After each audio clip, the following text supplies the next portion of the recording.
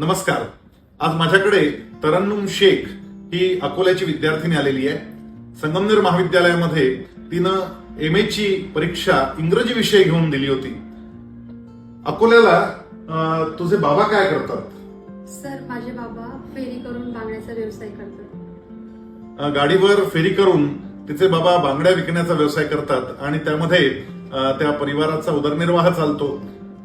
MA या कोर्सला तू कोणत्या साली प्रवेश घेतला होतास ते जरा सांग. सर, मी अकॅडमिक इयर 2020-21 या वर्षी ऍडमिशन घेतले.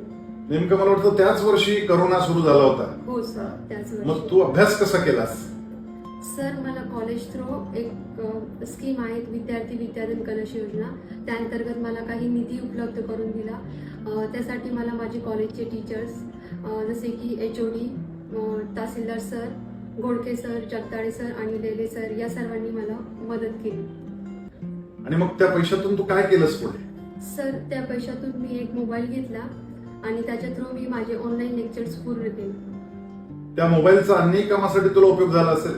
हो सर, म्हणजे मी 4 सेमिस्टरला टॉप केलं MA साठी आणि MA कम्प्लीट झाल्यानंतर माझी पेटची एक्झाम होती, ती सुद्धा मी क्वालिफाईड, ते सुद्धा PhD साठी असते, ती सुद्धा मी क्वालिफाईड केली.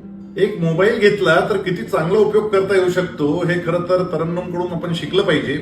कारण मोबाईलचा गैरवापर जास्त होतोय आणि तरन्नुमनं मात्र तिचा अभ्यास कोरोना काळामध्ये मोबाईलवर केला आणि MA पार्ट 1, 2, 3, 4 या 4ही सेमिस्टरमध्ये ती महाविद्यालयामध्ये पहिली आली आणि पेट म्हणजे PhD एंट्रन्स टेस्ट ही सुद्धा तिनं दिली आणि PhD तिनं सुरूही केली. आता ती सध्या PhD करते आहे आणि त्याच्या सोबत सेट म्हणजे स्टेट इलिजिबिलिटी टेस्ट तिनं पूर्ण केलेली आहे. त्यामुळे ती आता कुठेही महाविद्यालयामध्ये प्राध्यापक म्हणून काम करू शकेल. त्याच्या सोबत अजून कोणत्या जॉब ऑपॉर्च्युनिटीज या इंग्रजीमुळे तुला मिळालेल्या आहेत? There are lots of opportunities we can do with the help of English. Like here we are living in 21st century, so the use of AI has increased a lot.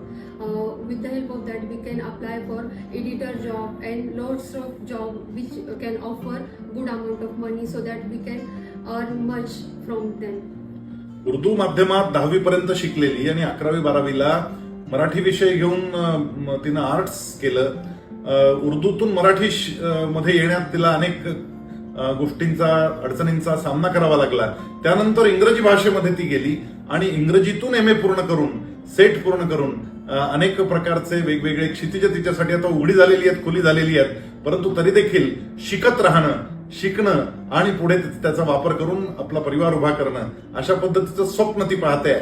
बाधाएं आती है आए घिरे प्रलय की घोर घटाए, पांव के नीचे अंगारे सर पर बरसे यदि ज्वालाए, निज हाथों से हंसते हंसते आग लगाकर चलना होगा, कदम मिलाकर चलना होगा.